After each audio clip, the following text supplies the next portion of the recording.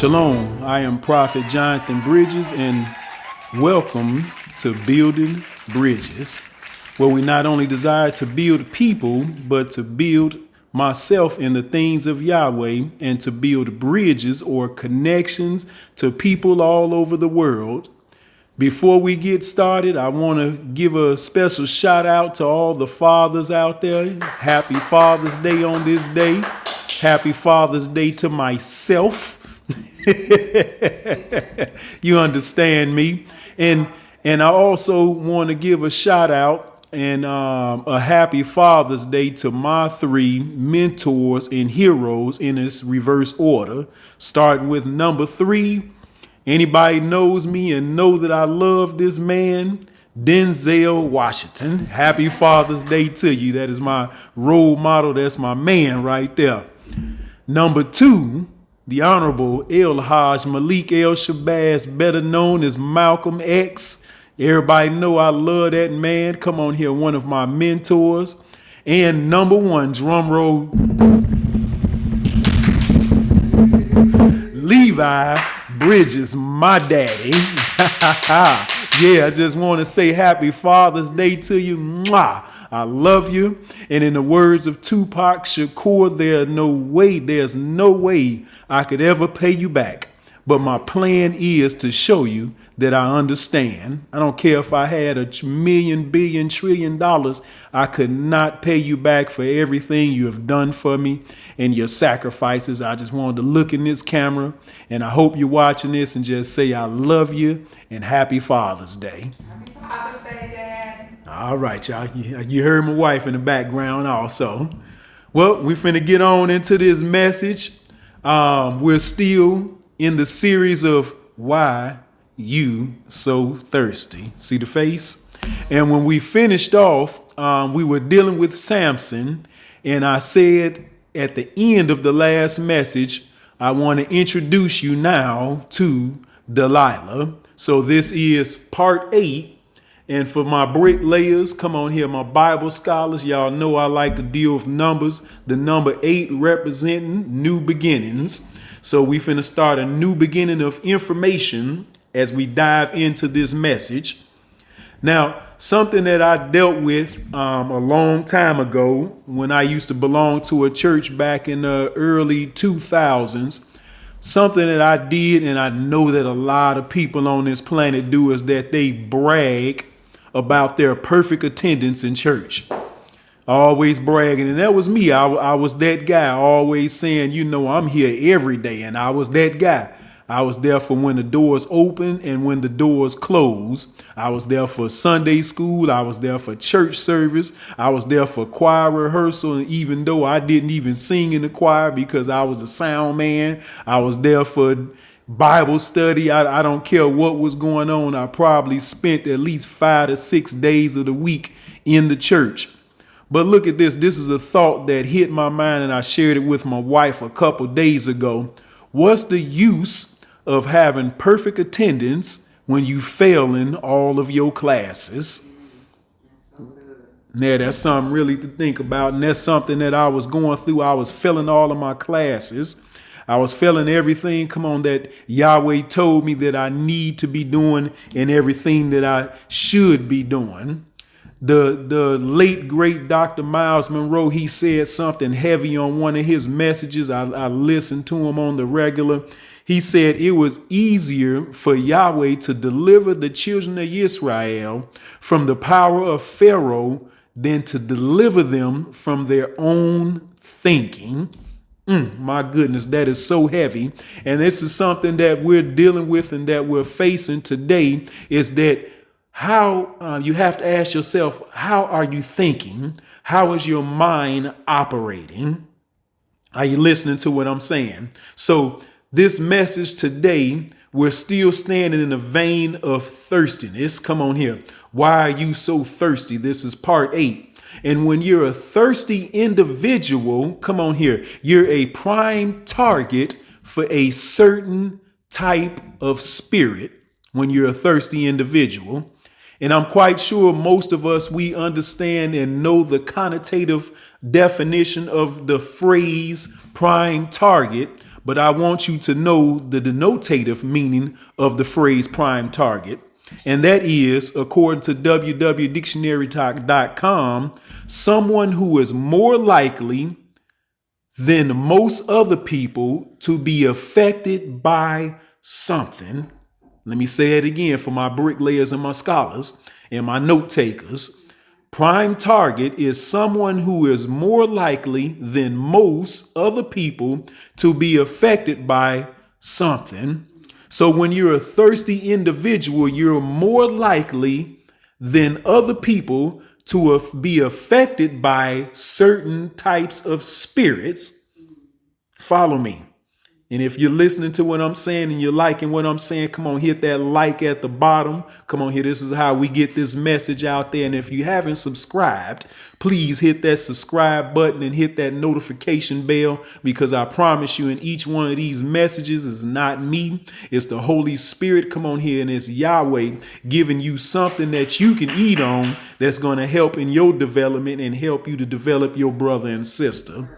So when you're a thirsty individual, come on here, you're more than likely than most others to be affected by certain types of spirits. And a thirsty individual, they need attention. Come on here, they need and they crave the wrong type of attention. And this strong desire, from what we surmise from the past messages in this series, is born out of loneliness.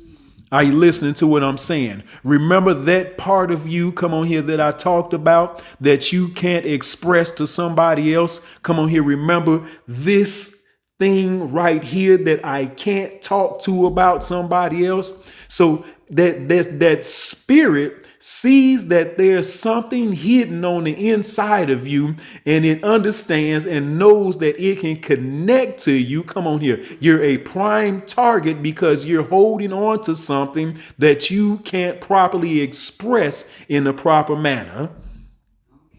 I hope y'all listening to me. And I'm really trying to help you with this message. Come on here. You have nobody to talk to about, concerning this. So today I want to start this passage of scriptures off. That's going to start with this passage of scriptures that's going to be the underlining support or foundation for a way of thinking that I want you to obtain today. Remember, I said the Dr. Miles Monroe said that Yahweh had an easier time freeing the children of Israel from Pharaoh than from their own way of thinking. So this set of scriptures that I'm going to lay down today should, and I pray will, better yet, let us prophesy, it is going to transform your way of thinking. Are you listening to me? So go with me to the book of Judges, because we're still dealing in that vein of Samson and Delilah, but we're on Delilah. The book of Judges, chapter 16, verses 4 through 6. All right, y'all ready? And I'm just going to read through, then I'm going to come back and break some things down. Judges 16, 4 through 6. 4 reads, "And it came to pass afterward, that he loved a woman in the valley of Sorek, whose name was Delilah." Here we go. "And the lords of the Philistines came up unto her and said unto her, Entice him, and see wherein his great strength lieth, and by what means we may prevail against him, that we may bind him to afflict him, and we will give thee every one of us 1,100 pieces of silver. And Delilah said to Samson, Tell me, I pray thee, wherein thy great strength lieth, and wherewith thou mightest be bound to afflict thee." And this is the passage of scriptures that I want to submit to you today. So we're talking about Delilah right here. And she was a Philistine who was bribed to entrap Samson, right? Come on here, my bricklayers. Come on here. Y'all know what I'm talking about right now. I'm sure my Bible scholars, come on here, y'all smart and intelligent people. Y'all know the scriptures. So she was bribed to entrap Samson and coax him into revealing the secret of his strength of his long hair, whereupon she took advantage of his confidence to betray him to his enemies. So this is what's taking place here. But let's go back into this scripture and really break this thing down and get a good understanding of where we're going with this. According to the scriptures, it said, and it came to pass afterward that he loved a woman in the valley of Sorek. Now that word love there, we find out it means in the Hebrew to have affection. Are y'all listening to what I'm saying? And affection, by definition, according to the www.dictionary.com, come on here. Affection is the central emotion that motivates us to establish relationships. And if you pay attention in the scriptures, it says that he loved Delilah, but it never said that she loved him. Are you listening to what I'm saying? And what I want you to do is that I don't want you to get locked up and caught up in the fact that we're talking about a man and woman relationship. I want you to take this to yourself. Come on here. Everybody always says, how can I apply this to myself? The way I want you to apply this to yourself is not get locked into the male-female relationship here. This can be a relationship that a male and a male can have for each other, or a female and a female can have for each other. And I'm not talking about no homosexuality, because we don't condone that here. Let me put that on the microphone. Are you listening to what I'm saying? No homo here. Are you hearing what I'm saying? Heterosexual all day. Come on here, which is the kingdom way.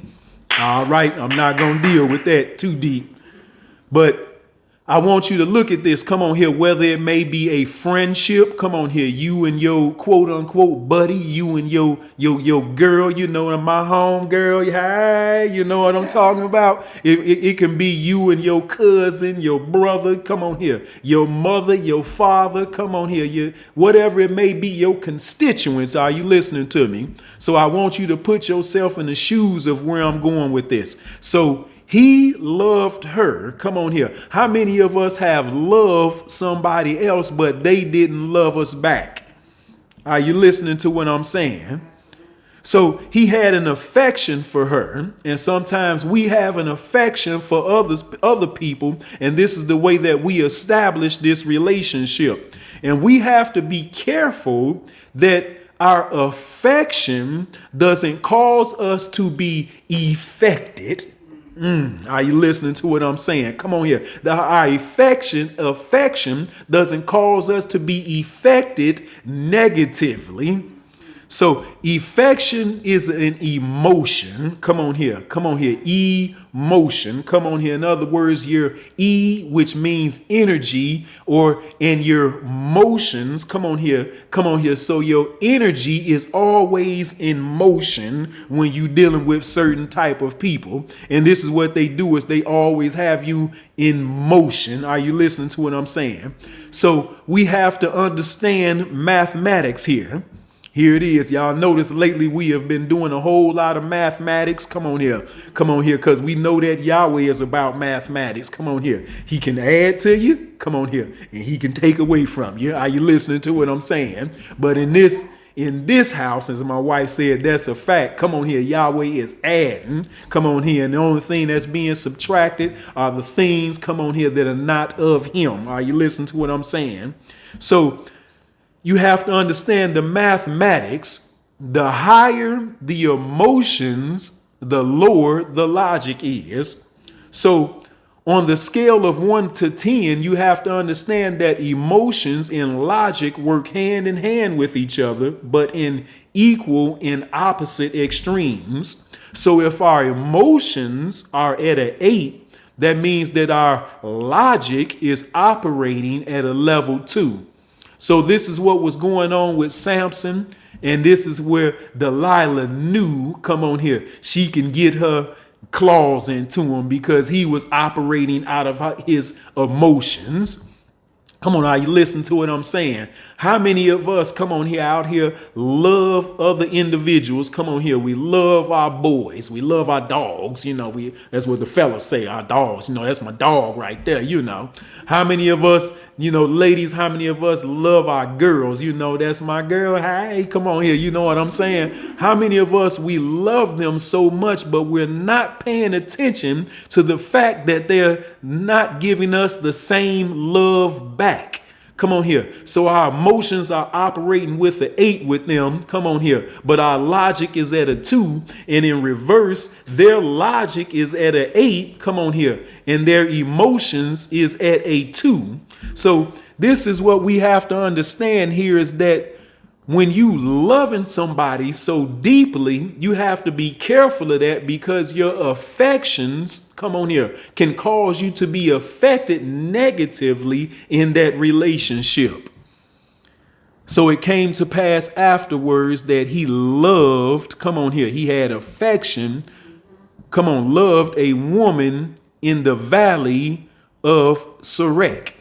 Now, when I looked up the word Sorek there, the place Sorek by definition, according to the Hebrew, it's a Hebrew word that means a vine stock, one yielding purple grapes. And I was like, okay, at first I'm like, why am I even looking at this? But when you think about it, she was a woman in the valley of Sorek. And this is what we have. Come on here. We have people in our lives, come on here, that live in the place of the vine. Now, come on. Okay, let me lay this out. We have people, come on here, that live in the valley of the vine, or they live in the valley, come on here, of purple grapes. What are purple grapes used for? They're used for making Concord juice. So in other words, we have people in our lives, come on here, whose job, come on here, who's skillful in making juice. In other words, they're skillful in juicing you. Come on here, juicing you of information. Come on here. The grapes, where are they? They are on the grapevine. Come on here. These are the people that's in your life. Once you give them some information, come on here, they finna put it on the grapevine. And then later on, your information, come on here, somebody like, well, I heard it through the grapevine. Are you listening to what I'm saying? So this is why we have to be careful when we're dealing with people who come from the valley of Sorek. Come on here. The valley of, come on here, vines, the valley of yielding purple grapes. Come on here. And when I thought about vines, I was doing some studying in this yesterday. It made me think about the kudzu vine. And I believe I might have talked about this in the past message. But the kudzu vine, if you go and do some research on it, you'll find out that it's a vine that I believe that they brought from China. Look it up, but I know it comes from an Asian country, and they brought it to the United States to control mudslides, but they used it in southern states to test it out. And what happened with this kudzu vine was that it was a wild vine, and it spread like crazy. Come on here, my people from down south, whether you in Mississippi, Arkansas, come on here, any of those little states down there, Louisiana, you know what kudzu vines look like. When you ride past areas, you see acres upon acres consumed with these vines that they grow over all the vegetation. They even grow over the trees.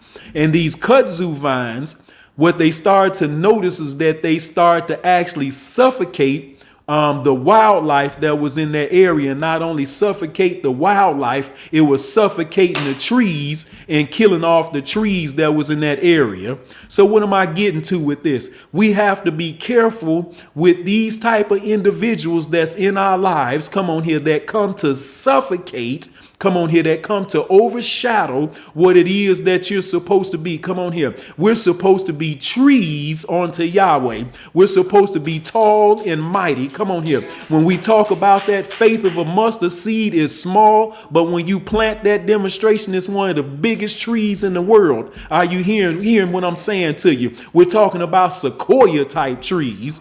But this is what I need you to understand is when you have certain individuals, when you have Delilahs in your life who come from the place of Sarek, be careful because they're there only, come on here, to suffocate you and stop your growth on where it is that you're going. You're a prime target only because you have something that they need.